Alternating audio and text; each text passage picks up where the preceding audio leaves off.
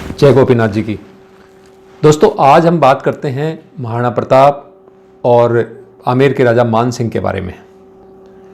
ये सत्य है कि राजा मान सिंह जब युवराज थे तब भी उन्होंने हल्दी घाटी युद्ध के अंदर महाराणा प्रताप के सामने अकबर की सेना का सेनापतित्व किया था और महाराणा प्रताप के खिलाफ युद्ध लड़ा था।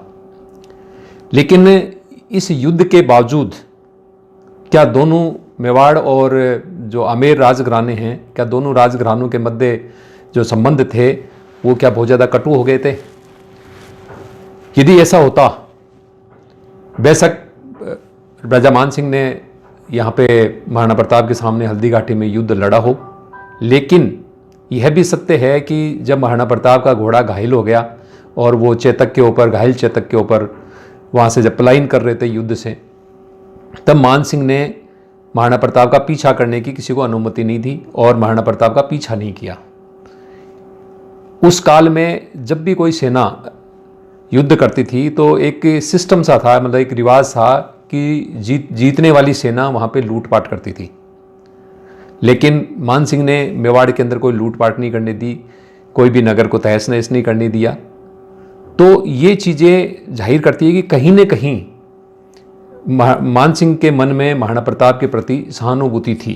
बेशक वो अकबर के अधीन थे या अकबर की चाकरी में थे तो उन्हें ये सब कुछ करना पड़ा, युद्ध लड़ना पड़ा, लेकिन कहीं न कहीं महाराणा प्रताप के प्रति उनके मन में सहानुभूति अवश्य थी।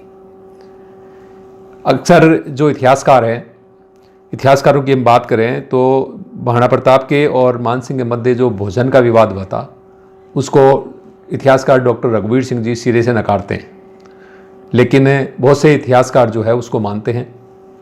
तो हम नहीं कहते कि वो घटना गलत होगी, हो सकता हुई हो और यही हल्दी घाटी युद्ध का कारण बनी हो। लेकिन इतना होने के बावजूद भी मान सिंह और महाराणा प्रताप के जो भी आपस में ये युद्ध हुआ, उसके बावजूद दोनों राजघरानों के अंदर भविष्य में कटु संबंध नहीं रहे। उसके कई कारण हैं।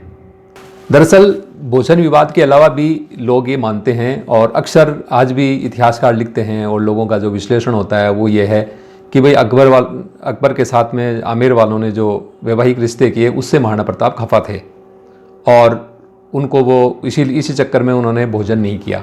मतलब मान सिंह जब वहाँ पे गए थे तो मान सिंह के लिए की आगवानी की गई, मान सिंह का स्वागत किया गया, लेकिन महाराणा प्रताप ने मान सिंह के साथ भोजन नहीं किया।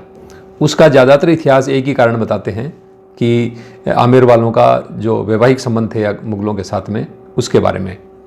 हालांकि जो हरखा का जिसका जो प्रचलित है कि बारमल जी ने अपनी पुत्री की शादी अकबर से की थी, उसके बारे में अभी हाल ही एक पुर्तगाली इतिहासकार ने भी दावा किया है कि भाई वो जयपुर की राजकुमारी नहीं थी, वो पुर्तगाली थी। और यहाँ भी कई कहते हैं कि भाई बहुत से इतिहासकार हैं जो स्थानीय इतिहासकार वो नहीं मानते, राजपूत इतिहासकार भी नहीं मानते कि हरखा उनकी अपनी थी। सब यही कहते हैं कि वो एक पासवान की पुत्री थी, यानी एक रखेल की पुत्री थी। जो भी हो, हम उस विवाद में नहीं पड़ते। मुख्य बात यह है कि जो भोजन विवाद जो हुआ था इतिहास के अंदर, जो महाराणा प्रताप और मान सिंह के बीच में जो भोजन विवाद है, उसका कारण इतिहासकारों ने यही लगाया है कि मुगलों के साथ वैवाहिक संबंध। लेकिन यदि आमेर और दिल्ली जो मुगलों की थी, मुगलों के बीच में वैवाहिक संबंधों के चक्कर में यदि आमेर वालों को पतित समझते, खुद महाराणा प्रताप यदि पतित समझते, तो भविष्य के अंदर आमेर और मेवाड़ के बीच में वैवाहिक संबंध क्यों हुए? आप आगे की बात भी मत जाइए। उसी वक्त महाराणा प्रताप के एक भाई की लड़की की शादी मान सिंह के पुत्र महासिंह के साथ हुई थी। और जो जानकार है, इतिहास के जो जानकार लोग बताते हैं, बुजुर्ग लोग बताते हैं कि उस बच्ची का कन्यादान भी महाराणा प्रताप ने खुद किया था। यानी जिस व्यक्ति ने महाराणा प्रताप के सामने युद्ध लड़ा हो, युद्ध लड़ने वाली की सेना के सेनापति थे, उसी मान सिंह की पुत्र महासिंह के साथ महाराणा प्रताप के एक भाई की पुत्री की शादी हुई थी। तो दोनों के बीच में यदि कटुता होती तो क्या ये संभव था? मेरे ख्याल से तो नहीं है। उसके बाद भी यदि आप ये कहें कि मेवाड़ और आमेर के बीच में सिर्फ इसी बात के लेकर कटुता थी कि वो साहब उन्होंने आमेर वालों ने मुगलों के साथ वैवाहिक संबंध बना लिए, तो मुझे ये बताइए कि बाद में जो जय सिंह जी द्वितीय थे, उनको, वो भी तो मेवाड़ ब्याए हुए थे।